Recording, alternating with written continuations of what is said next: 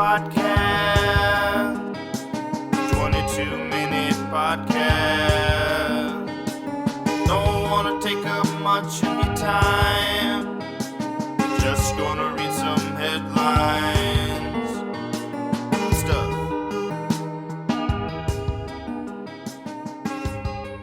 Welcome to the 22-minute podcast. My name is Wes Sievertson. Today is Thursday, December 5th, 2024.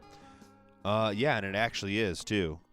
I did not record yesterday. I went ahead and took a little break yesterday.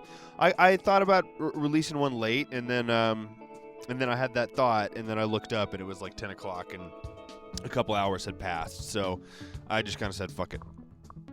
But yeah, here we are today. I'm recording. It's 8:20 a.m. So that's Mountain Time. So think about where you were whenever I was doing this, and how much harder you were probably working, and how much harder your life was. Well, I'm just sitting in this basement, reading some celebrity birthdays and talking about anything. Really, what I was doing is I was listening to a radio show because I'm boring and predictable. I listen to a lot of podcasts and a lot of radio. That's what I was doing. I work today. I work at 3 p.m. Well, actually, so my assignment starts at 3 p.m. Eastern time. And I have to be there an hour early because that's part of my job. And so that means I would have to be there at 2 p.m. Eastern time, which means I have to be there at noon Mountain Time. So, yeah.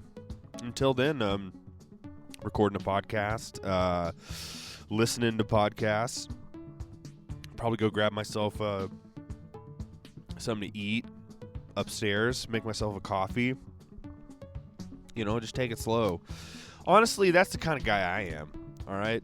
I wouldn't expect much from me other than stuff I want to do, and generally at my own pace.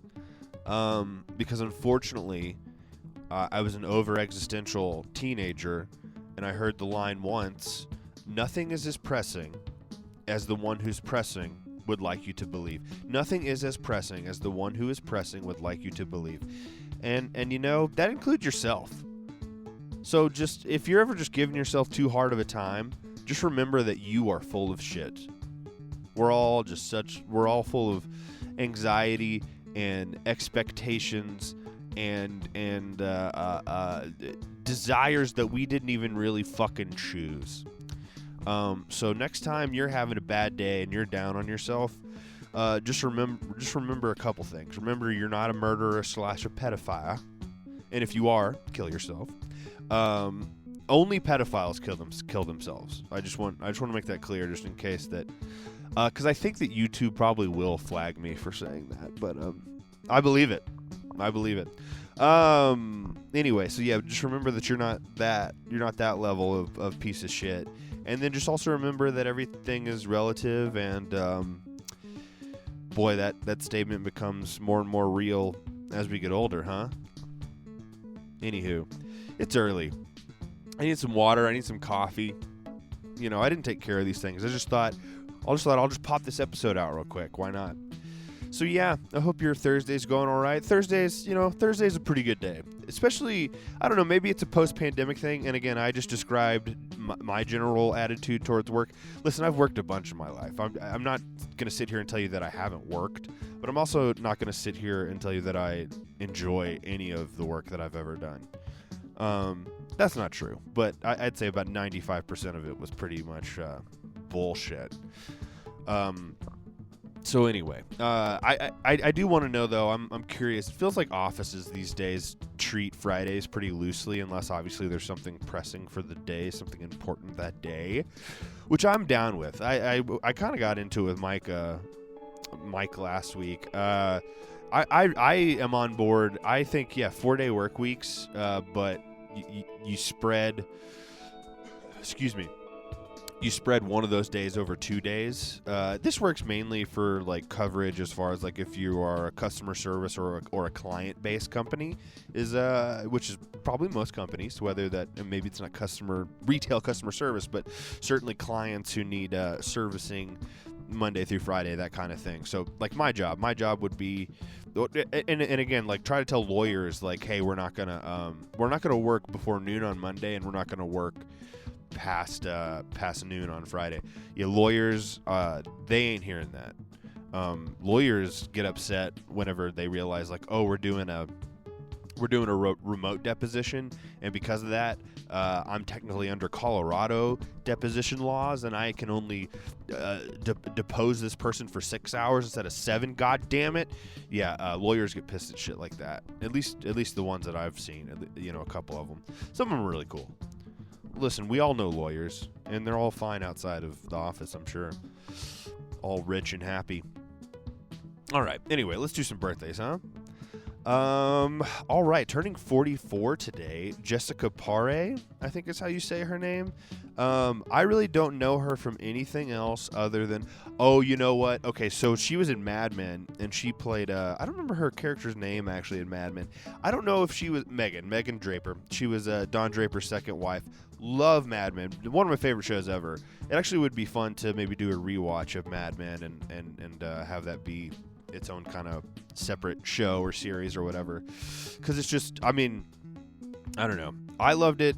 It fucking premiered in what, 08, 09, 07? I don't even remember, but it's definitely of its time while also being a period piece. So I don't know if that necessarily will mean that in another 10 years, if a 17-year-old started watching it or a 21-year-old started watching it, if they would be into it. But I fucking loved it. So Megan Draper, Jessica Paré, was also the big titty girl in Hot Tub Time Machine. So good for her. You know, if that's how you can get your career going, is just being the big titty girl in Hot Tub Time Machine, sitting across from Craig Robinson as he cries in a hot tub or a bubble bath or whatever. That's a funny way to start your career. Just my opinion. And then yeah, come on, she did great. She went on to, be in Mad Men. That's pretty dope. Excuse me. Why don't I recognize? See, it's always these people at the top of the list here, and I just don't recognize them. Amy Acker, she was in Angel. She was in Cabin in the Woods. She was in Alias. She was in Person of Interest. It's always, every time I look at this stuff, though, I just imagine, her name has to be up here because she was in something more recently that was popular. And that's why why the algorithm is pumping her up there. She was in Suits. I don't know. Suits was popular, right? I feel like I've heard people talk about that. I would never watch Suits in a fucking or ever. I would never ever. Paula Patton is having a birthday today. Also, she's kind of got an odd headshot here, so I'm not sure. She's turning 49. She's been in movies such as Deja Vu. She was in Precious. Mission Impossible, Ghost Protocol. She was in the Warcraft movie.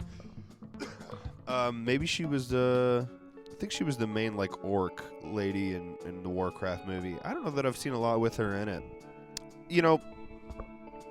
This is why it's better just to have a list before, instead of me just try to rock the IMDb list, because who are these people? Why are they at the top of the list? I really hope I get some feedback one day where someone's like, they were in the biggest thing of June of 2023. Where were you? It's like, I don't know. I was in this basement probably. Minding my own business. I don't know. How about another birthday? This guy looks familiar. Tom Sturridge. I don't know. Yeah, he's just got a very British face. Definitely saw him in The Boat That Rocked. I'm pretty sure this movie had 3 goddamn names. The Boat That Rocked, Pirate Radio, and then I thought it was called Rock the Casbah or whatever. At some point as well. It's one of Philip Seymour Hoffman's maybe not one of his last movies. I just remember it was a movie he did with Nick Frost and Billy Nye, and obviously this Tim Sturridge guy. But it was he had to get paid quite a bit to do it, because it was whenever his star, even though people already knew who Philip Seymour Hoffman was, it was after Charlie Wilson's War, and I'm probably forgetting What was the movie that just blew? Capote, excuse me, Capote. Yeah, he won an Academy Award for that, and so it was like a movie he did right after Capote. So I think a lot of people were paying attention, and it just kind of fell flat. I remember watching it, and I think I was of the age where like I was supposed to be into it, and I just to me it fell flat. I don't remember much of it at all. I should rewatch it just for the sake, though. Who's this guy? Sorry, I wasn't gonna mention this guy. His name is Adin Canto, and I'm only mentioning him because so he was a Mexican American actor director. Left home at the age of 16 to pursue a career as a musician. So mad respect. And he did have a pretty decent career as an actor. Designated survivor. He was he played Sunspot in X-Men of Days of Future Past. I don't know that character, but I mean, yeah, he was in Narcos, the Netflix series with or about Pablo Escobar, that kind of thing. He was just in The Cleaning Lady. Man, he passed away. He passed away in January of this year. So I don't know what the deal with that is. I didn't look it up, but that's a sad story, man, because he was only 8 years older than me, so he was in his 40s. Yeah, he was 42. Jesus. That's sad. We'll look up Adin Canto, Born on This Day Now Dead. If you recognize him and from something that you like, go rewatch it. I like doing that kind of thing, just to respect, just to remember the dead. Turning 39 today. I'm actually a little surprised. I thought he'd probably be in his 40s, but I guess not. Frankie Muniz. Excuse me. Man, I still got that cold going. I apologize, guys. Frankie Muniz, huge child star. If you were my age as he was doing these kids movies, I mean, Big Fat Liar, huge. My Dog Skip, huge, the best. And of course Malcolm in the Middle. Agent Cody Banks, I probably still should have been into. Well, I don't know. Who do they make those kinds of movies for? Like someone tell me. No one's gonna tell me. But it'd be cool if someone could tell me, what is the intended age for a movie such as an Agent Cody Banks? Or there was a similar Nick Cannon movie. I don't remember. Doesn't matter. Campus PD or no, I don't know. But yeah, Agent Cody Banks. Even though I was only 13, I feel like that's I had just already started watching movies, and I was honestly, if I was coming home from school, because 13. What? You 13 at the beginning of 9th grade? I don't know.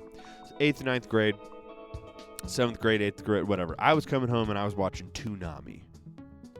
Watching a lot of Dragon Ball Z and Yu Yu Hakusho, Zoids, Sailor Moon. I didn't tell my friends that I watched Sailor Moon.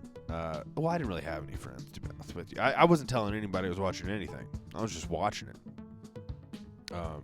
But yeah, I wasn't flipping over to the Disney Channel just in case Agent Cody Banks was on. I can tell you that. I was very satisfied with my Ronin Warriors, my Gundam Wing, which they watered all that shit down, and but I enjoyed the American version of it. I haven't gone back and tried to watch any like they left out whole seasons of Dragon Ball Z, which they probably should have. I think that's kind of the thing. All right, let's see. Also having a birthday today, turning 45. Another child actor turned more successful, Nick Stahl. Yeah, Nick Stahl. I mean, child actor in a handful of things. God, what was the one? There's one where I can't. He's also in Sin City.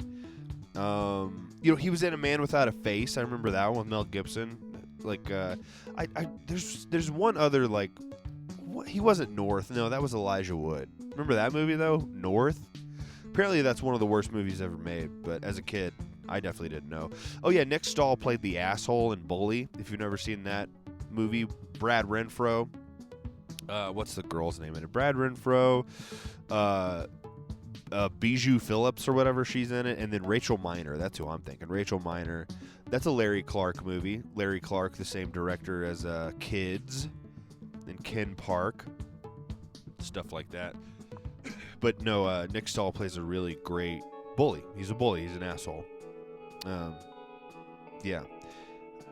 Gosh, I can't remember. Like, I know there's some kids. Oh, no. Anyway.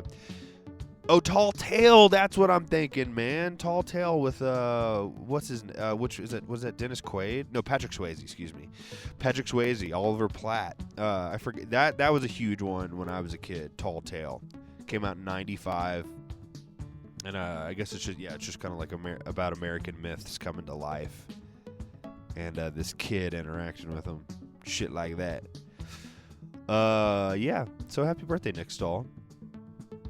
Turning 45. Who else we got? Oh, excuse me. Got a lot going on.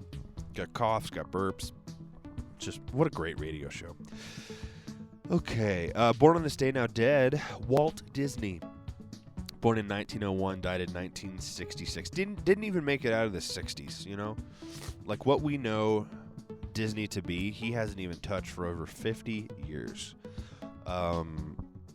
Some people would say that's good. Some people would say that's bad. Some people would say that he was a Nazi sympathizer. And some people would today say that would obviously not be the direction that Disney is going. Because they woke. I don't know. Disney movies, he didn't make, or he wasn't involved with, I think, pretty much all of the Disney movies that I watched growing up. And, if you're talking about, it's the same thing with, like, hey, if I grew up in a period of public schools teaching me that racism is bad, then I'm okay with that. If Disney is propagating children to be open, accepting, not bigots, not over prideful, to believe in themselves, to love each other, to love themselves, so on, then I'm not going to be mad about that. I get that, you wanted your son not to be a girl, but what if she was a girl? What if she just was, dog? I don't think Disney's making your kid a girl. I think society is just becoming more open and accepting, and more ideas are being explored. Anyway, also having a birthday today, turning 56, Lisa Marie. I think it's Lisa, or is it Marie? I mean, it's not Lisa Marie Presley. It's Lisa Marie. Probably best known as the Martian Girl in Mars Attacks, and then also Ichabod Crane's mother in Sleepy Hollow. I think she was with or married to Tim Burton for a while, but she definitely set a standard for goth ladies when I was a child watching Sleepy Hollow, being like, "That's what I want. I want that," which was a bad way to think, It's not a healthy way to think. This is what I'm saying. We need to think. Get rid of that toxic masculinity, that possessiveness, that sense of proprietary ownership over another person. Anyway, turning 55 today, Catherine Tate. Catherine Tate, I think, is best known as playing. What was her name? She in The Office. She came in and she was the branch manager for a bit. People really hate. Oh, she had the Catherine Tate show. So she just had an entire sketch show. I did not know that. And she's been in a handful of other things. She was apparently in Doctor Who as well. So I guess that's why, I was curious when Catherine Tate came onto The Office and kind of became like a central figure. I thought she was hilarious. I know that that's a period. This is after Michael left. I know that people who love The Office probably don't like. I can't remember her name. I didn't look it up. But Catherine Tate's character, I thought she was hilarious. I really enjoyed that period, other than some moments. But overall, I thought it was just as good, and I thought she contributed highly. But when it happened, I was curious how it happened. Like, who is this person? How did she get on The Office? Well, she was huge in Britain, it looks like, in England and Great Britain, Doctor Who, and then having her own sketch show for, it looked like 4 seasons at least. So yeah, if you were ever curious, we just figured it out. She was prominent before, and it justified her having a show. Who is this person? See, it's another British person I don't recognize having a birthday. Her name is Dolly Wells. She's in Pride, Prejudice, and Zombies. She was in Bridget Jones' Diary. She was in Doll and M, yeah. She played Dolly, and that was with her name's Emily Mortimer. It only lasted a couple of years. It was on HBO. I bet it was okay. I was 23, 25. I probably was not checking out the middle-aged gal pal comedy at that age, but I bet it was good. I bet I would enjoy it now. She's also in Hacks. She's in a bunch of stuff, but she's very British and she's having a birthday today, turning 54. Yeah. Any more birthdays? Let's see. We got just under 2 minutes here. I don't really recognize anybody else. Fritz Lang, the director Fritz Lang, born on this day, now dead. Born in 1890, died in 1976. You know, he's the director of Metropolis, which Zendaya repopularized a little bit with her red carpet dress last year. He also directed M, and I'm sure other stuff that old people and film scholars would know more about and want to talk more about. Oh, you know what? Turning 36 today, Ross Bagley, and he just played he was one of the Little Rascals in the Little Rascal remake, and then he was also Dylan, the son of the stripper in Independence Day. It looks like he knew Will Smith. He was on the Will Smith show and stuff. It looks like he tried to keep acting until about 2015. Oh, well, looks like he tried to get back into acting in 2015 after a pretty sketchy 90s, like spotty 90s, I should say. Excuse me. Oh gosh. Okay. Good thing we got less than a minute, less than 20 seconds, because man, I need to get some allergy medicine, I guess. Sorry you guys have to hear all this. But yeah, enjoy your Thursday, guys. Oh, I'm going to stand up.